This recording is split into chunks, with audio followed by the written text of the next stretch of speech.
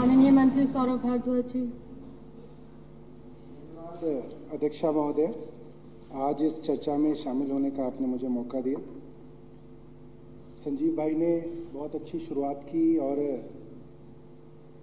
Constitutional provisions बताए कि क्यों केंद्र सरकार द्वारा लाया गया ये अमेंडमेंट एक्ट गैर संवैधानिक है, गैर लोकतांत्रिक है और सुप्रीम कोर्ट के अंदर जब भी ये मामला आएगा ये नहीं टिकेगा। 2-3 दिन पहले मैं पत्रकारों के साथ वार्ता कर रहा था तो एक पत्रकार साथी ने पूछा कि सर आप बार बार कह रहे हैं कि ये अनकॉन्स्टिट्यूशनल है और सुप्रीम कोर्ट इसको खारिज कर देगा, मगर पार्लियामेंट के पास तो पावर है एक्ट बनाने की, कानून बनाने की पावर तो पार्लियामेंट के पास ही है। तो पार्लियामेंट ने अगर कानून बना दिया तो सुप्रीम कोर्ट उसको कैसे हटा देगा? तो मुझे ये समझ में आया कि भारतीय जनता पार्टी अपने जो भक्त हैं उनको क्या पाठ सिखाती है। तो मैं आपके माध्यम से बताना चाहता हूं, बाबा साहब का संविधान आज जिंदा है। किसी भी देश की संसद को या केंद्र सरकार को ये अधिकार तो है कि आप कानून बना सकते हैं, मगर वो कानून आपके बेसिक प्रिंसिपल्स ऑफ कॉन्स्टिट्यूशन के अंदर ही बना सकते हैं, आप उसके बाहर नहीं बना सकते। ये नहीं है कि आप कुछ भी बना देंगे। मसलन ये है कि आपको कोयले की खदान बांटनी है, कानून आप बना सकते हैं, मगर आप ये कानून नहीं बना सकते कि भाई जिसने लाल कमीज पहनी है उसको कोयले की खदान दे देंगे। ऐसा कानून नहीं बन सकता। ये कानून नहीं बन सकता कि जी साउथ इंडिया के लोगों को देंगे, नॉर्थ इंडिया को नहीं देंगे। ये कानून नहीं बन सकता कि महिलाओं को नहीं देंगे, पुरुषों को सिर्फ खदान देंगे। ऐसे कानून नहीं बन सकते। जो बेसिक प्रिंसिपल्स हैं डेमोक्रेसी के, हमारे कॉन्स्टिट्यूशन के, उसके अंदर आपको रहना पड़ेगा। तो ये कानून तो बेसिक प्रिंसिपल से बाहर है। ये बात भारतीय जनता पार्टी भी जानती है, केंद्र सरकार भी जानती है। तो कॉन्स्टिट्यूशन के विषय में कई साथियों ने बताया, मैं उस विषय में दोबारा नहीं घुसूंगा। मैं एक बड़ी साधारण सी बात करना चाहता हूं जो एक साधारण आदमी को समझ में आए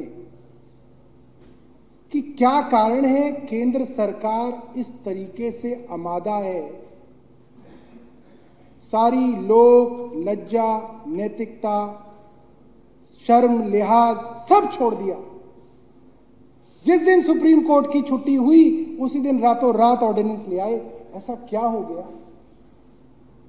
कारण यह है अध्यक्षा महोदया,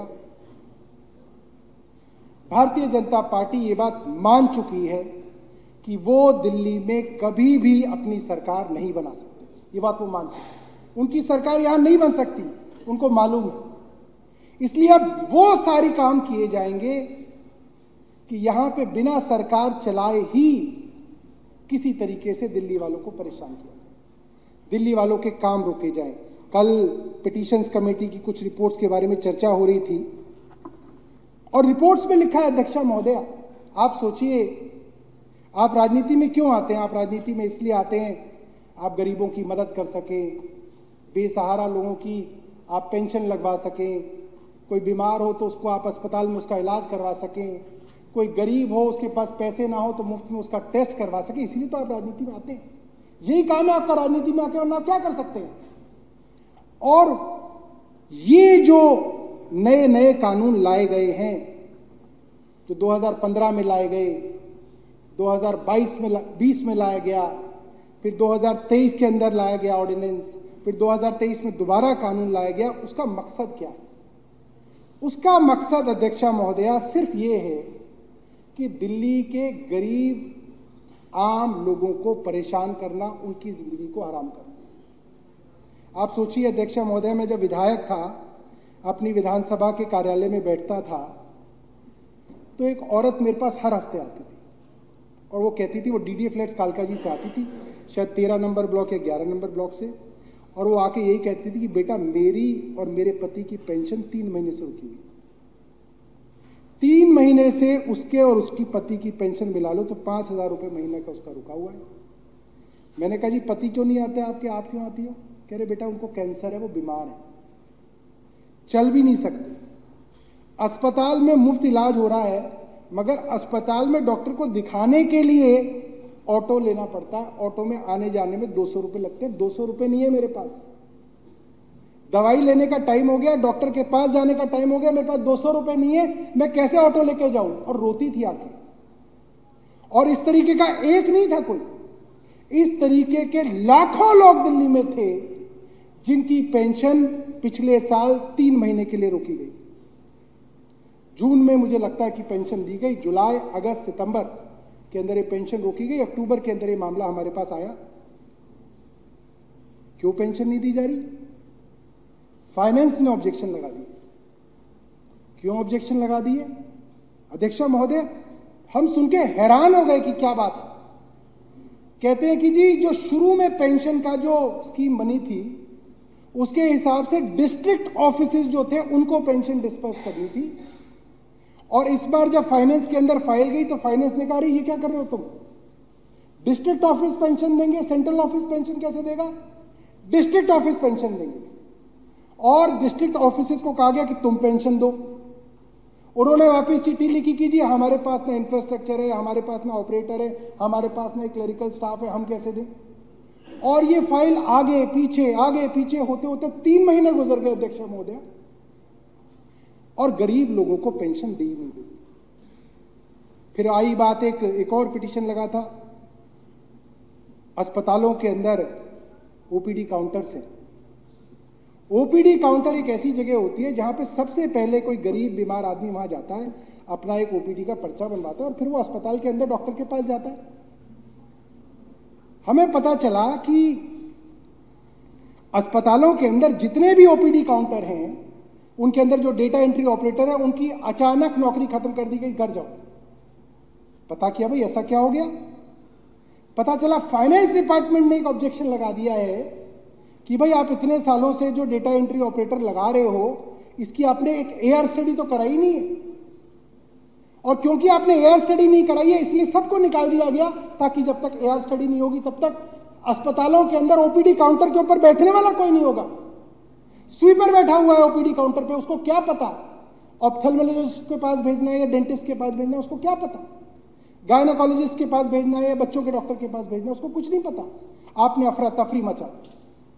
मोहल्ला क्लिनिकों के अंदर आपने सिर्फ फाइनेंस की ऑब्जेक्शन के सहारे आपने कई महीनों तक अस्पतालों के अंदर और मोहल्ला क्लिनिकों के अंदर टेस्ट बंद कर दिए। ये क्यों किया जा रहा है? दिल्ली की जनता को परेशान, आप इस बात को समझिए। जल बोर्ड का पैसा रोक दिया गया, लोग पानी की समस्या से परेशान हैं, किसी के यहाँ सीवर ओवरफ्लो हो रहा है वो परेशान है, मगर जल बोर्ड का पैसा रोक दिया गया। क्यों रोका गया? सिर्फ और सिर्फ एक चीज है कि दिल्ली की जनता को इतना परेशान करो, इतना परेशान करो, करते रहो उनको परेशान, ताकि अरविंद केजरीवाल जी की सरकार बदनाम हो जाए। सिर्फ एक मकसद है, जो अफसर अच्छा काम का, ऐसा नहीं है अफसर अच्छे नहीं, अफसर है अच्छे, जो अफसर अच्छा काम करते हैं उनको ऐसी जगह लगा दिया जाता है जहां पे वो काम ही ना कर सके, या उनको ट्रांसफर कर दिया जाता है। जो अफसर सबसे ज्यादा बदमाश है, जो हर काम को रोकेगा, उस अफसर को ऐसी जगह लगाया जाता है ताकि दिल्ली सरकार का हर काम रोका जाए।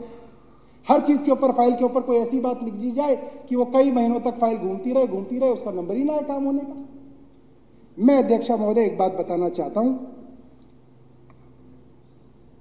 एक घर के अंदर मां होती है और बेटा गरीब होता है,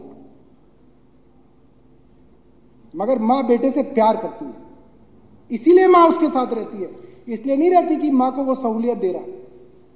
ये दिल्ली की जनता अरविंद केजरीवाल जी की मां है, और ये मां जान रही है, ये मां जान रही है कि बेटा तो कमाता है, बेटा तो चाहता है कि मां को सब सहूलियत मिले, मगर बीच में कुछ लोग हैं, केंद्र सरकार के नुमाइंदे हैं, जो वो सहूलियतें दिल्ली वालों को पहुंचने नहीं दे रहे। ये बात जनता भी जानती है, और यही कारण है अध्यक्ष महोदय, भारतीय जनता पार्टी, मेरा मानना यह 93 में पहली सरकार भी थी, 98, 25 साल हो गए भारतीय जनता पार्टी दिल्ली के अंदर नहीं आ पाई। ये इसी जगह बैठेंगे, अगली बार भी आप देख लीजिएगा यही जगह होगी, और ये हमेशा सामने बैठेंगे, ये कभी इस तरफ नहीं आ पाएंगे, क्योंकि ये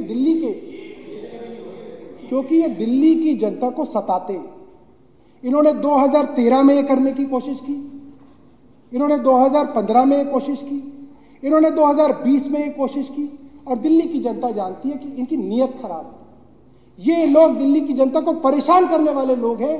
इसलिए अध्यक्ष महोदया, मैं आपको ये बताना चाहता हूं, ये लाख कोशिशें कर लें, अगली बार भी दिल्ली की जनता अरविंद केजरीवाल जी को ही मुख्यमंत्री बनाएगी।